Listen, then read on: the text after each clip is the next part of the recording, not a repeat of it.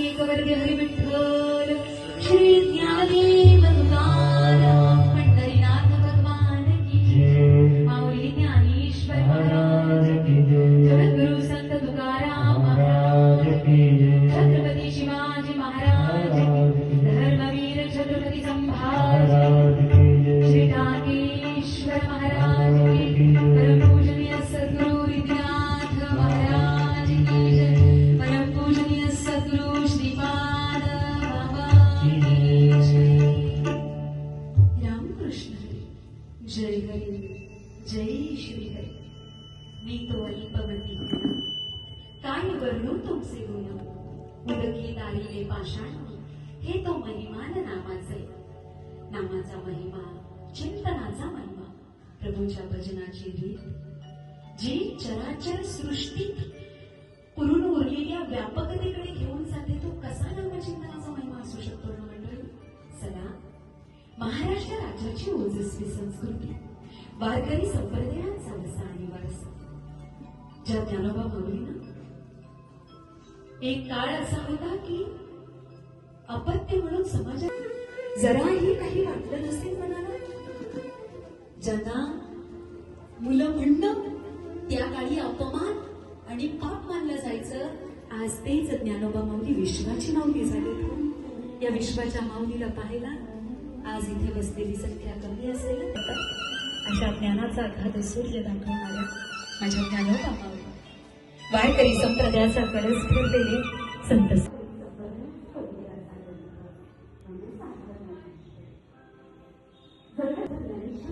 राज्याच्या संस्कृतीची आणबाण आणि शान वैविध्यपूर्ण जगण्याची सार्थकता सांगणार करता केलेली आहे. चला चिंतन करूया.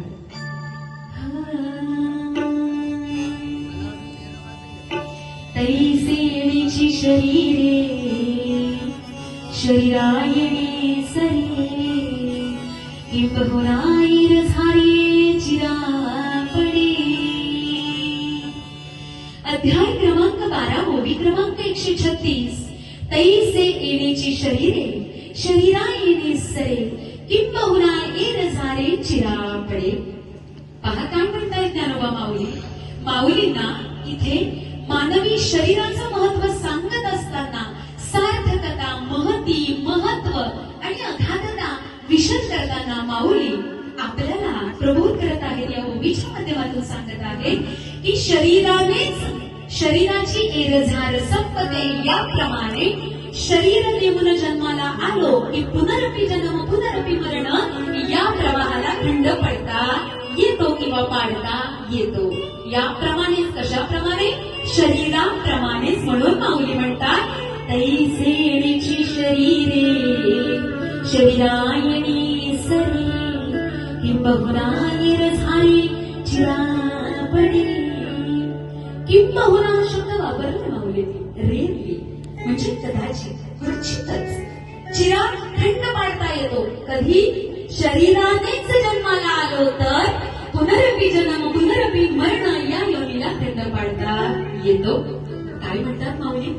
एक एक योनी कोटी कोटी फेरा मग लागे वारा. मानवाचा सहज सोपा आहे का मानवाचा जन्म नाही ना. पहा 83,99,999 योनी फिरल्याच्या नंतर मानवाचा देह आणि हे सगळं फिरून आल्याच्या नंतर मानवाचा देह आपल्याला मिळतो. आपण म्हणतो अमक्यात अमक्याला बकरीचा आवाज वाघाची डरकाळी सिंहाची गर्जना हे सगळं करता येतं आणि माकडाचा हुकूम आवाजही काढता येतो. का काढता येतो. कारण करून आलोय फिरून आलोय सगळं करून झालंय. आता ही शेवटची योनी पुनरपी जन्म पुनरपी मरण या प्रवाहाला खंड पडावयाचा असेल तर माऊलींच्या ओवीप्रमाणे तैसेणीची शरीरे शरीरा येणे सरे किंबहुना कदाचित एरझार पाडता येईल. पण कधी फक्त आम्हाला जन्म दिला कशा करता. खाओ पिओ मजा करो ऐश करो. काहीही खाओ कसंही पिओ गटारात पडो लोळो. लोकांनी आम्हाला उठवून आणून दुसऱ्या दिवशी त्याच्याच दारात जोरात जाऊ म्हणो हु आर यू. याकरता शरीराने शरीराची एरझार संपत्ती तर खाओ पिओ मजा करो ऐश करो. कसंही वागो कुठेही जावं कसंही दिसो कसंही बोलो कसंही वागो याकरता नाही मंडळी. हा देह याकरता आहे की जे इतरांना साध्य नाही ते आपल्याला साध्य करावयाचे आहे, म्हणून मानवाचा देह मिळाला आहे. फार सुंदर चिंतन हो माऊली. कार्यक्रमासाठी आपण का जमलो या कार्यक्रमाचा परिहार जाणून घेऊन माऊलींच्या ओळीप्रमाणे चिंतन करूया. कैलासवासी शिरोसे माऊलींच्या 13व्या निमित्तानं आजची ही प्रवचनाची सेवा. मरावे परी कीर्ती रूपे गिरावे रळी. या छोट्याशा आयुष्यात शब्द वापरले छोट्याशा, कितीही दिलं ना तरी आपल्याला ते कमीच वाटणार आहे का? या छोट्याशा आयुष्यात माणसानं कसं जगावं, कसं असावं, कसं दिसावं, काय करावं, या सगळ्या गोष्टी गुणांचा मिलाप म्हणजे कैलासवासी सीताबाई माऊली. मृत्यू दिनांक 12 जुलै 2026. आज 13वा 77 वय. मंडळी, खूप वर्ष झाली कधीला जाऊन 35 वर्षाचा कालखंड लोटला आणि या 35 वर्षाच्या माई माऊलीनं त्याहीपेक्षा अधिक वर्ष. मोठा मुलगा फक्त 12 वर्षाचा, भगवंताला 10 वर्षाचे असताना बाबा निघून गेले आणि वडील निघून गेल्याच्या नंतर काय त्या कुटुंबात अवकळा असते ना, विचाराच्या बाईच्या कपाळाचं कुंकू पुसलंय, काय नवऱ्याची साथ असते ना विचार. रान जळतं सगळ्यांना कळतं, मन जळतं ते कुणाला नाही कळत. ते शब्दात व्यक्त करता येण्यासारखं नसतंच कधी. बाबा निघून गेल्याच्या नंतर या माऊलीनं मुक्काम पोस्ट तांबा गाव, 5वा मैल परिसर, कल्याण तालुका, ठाणे जिल्हा या परिसरात उघड्या बोडक्या कपाळानं या महाराष्ट्राच्या संस्कृतीप्रमाणे पती सोबत नाही, मुलांना जाणीव सुद्धा कधी करू दिली नाही. ती स्वतःच बाबा आणि स्वतःच आई झाली. सुंदर असा 4 लेकरांचा परिवार. पैकी एक लेकरून तिने उचलून दिलं. 3 मुले आणि 1 मुलगी.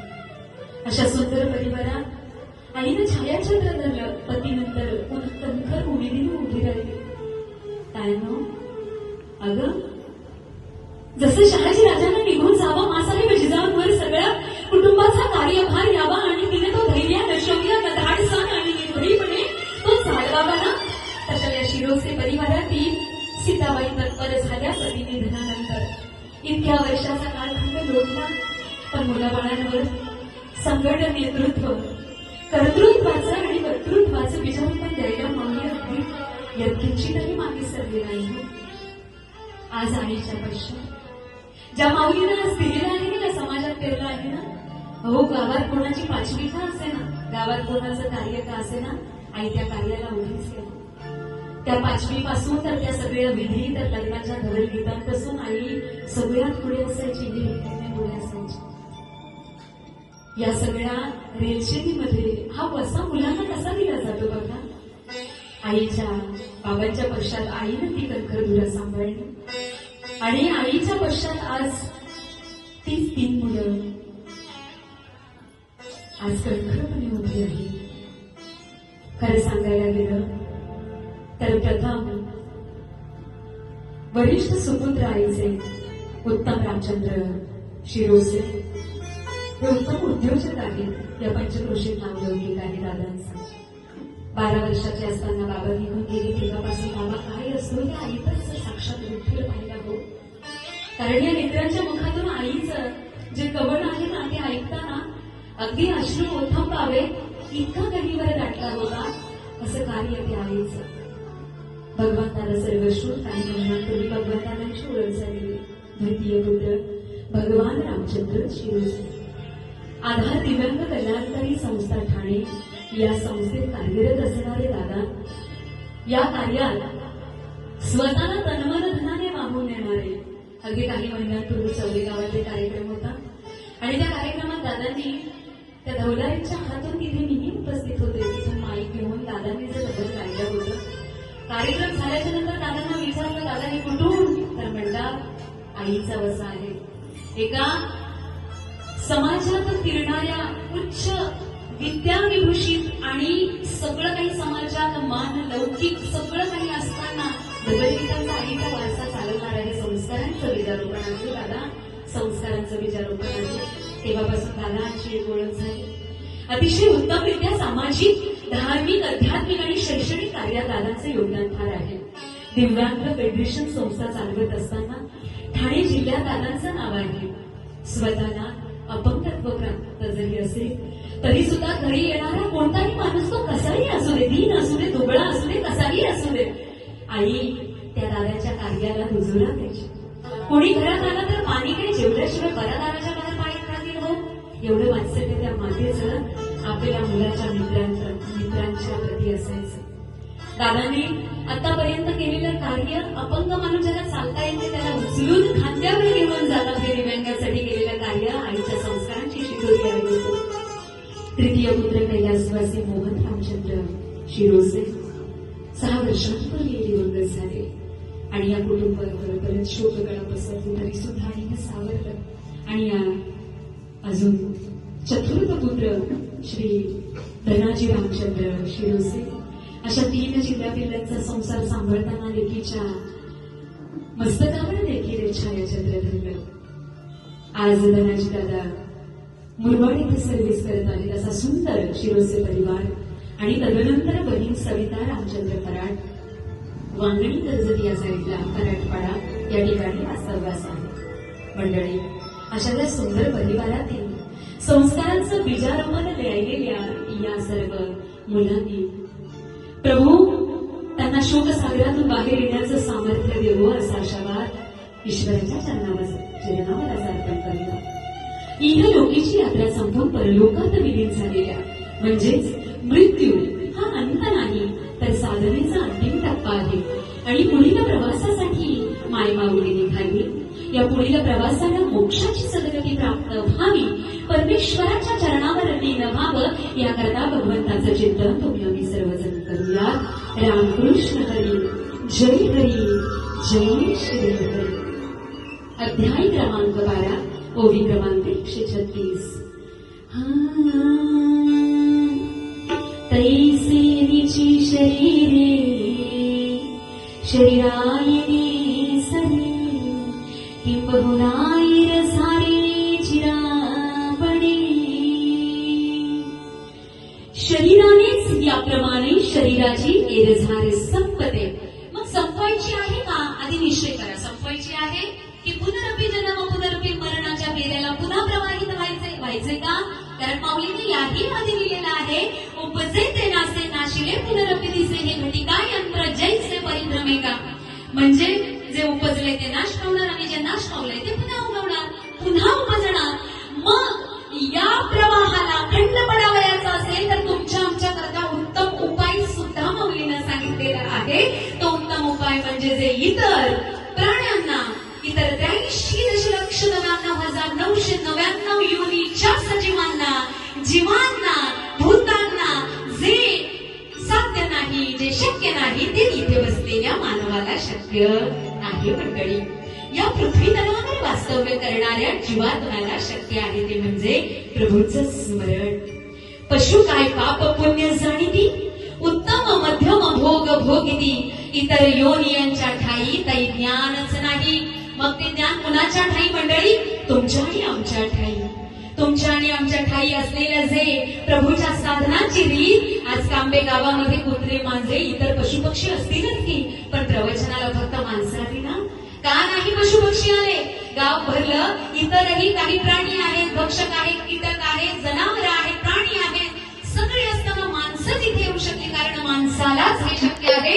आणि त्याचीच आठवण करून त्याला माऊलींचा सुंदर अशा ओळीवर आपल्याला चिंतन करायचं आहे. मंडळी, जर आपल्याला ते साध्य आहे म्हणजे काय? प्रभूचं चिंतन जे तुम्हा आम्हाला करता येतं. पहा बरं, जे पशुपक्ष्यांना बोलता येत नाही आपल्याला बोलता येतं. काही गोष्टी त्यांच्या आणि आपल्या अगदी सिमिलॅरिटी आहे जगण्या वागण्यात.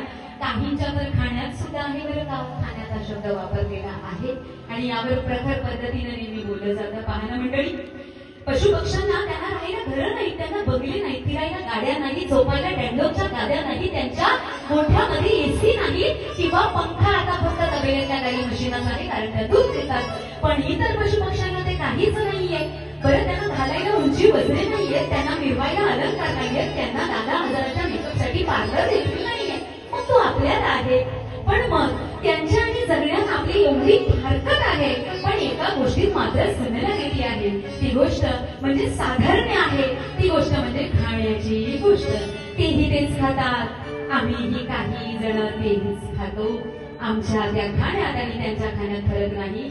आपुलाची आपण करावा विचार, आपुली आहे दासी जो जागता, धन्य माता पिता दयाची. समजणे वालों को इशारा काफी आहे, कारण बोलायला गेलं तर विषय फार आहे. मंडळी, जरी पशु पक्ष्यांना ते साध्य नाही तर आपल्याला साध्य आहे, तर प्रभूच्या भजनाची रीत ती आपण जाणून घेणं गरजेचं आहे. यावर संतांचा फार सुंदर अभंग आहे. स्वतःचं आत्मदर्शन या अभंगात करूया. याची देही गडे देवाचे भजन,